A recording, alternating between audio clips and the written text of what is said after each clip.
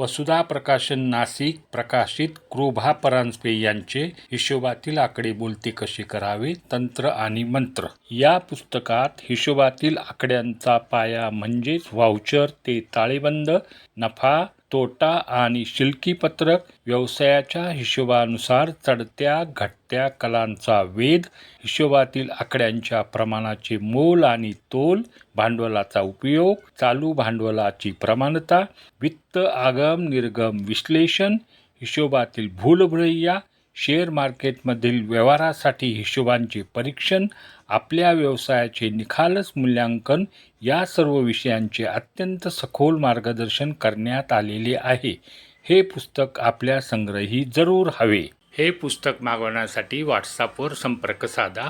Number 9420901511.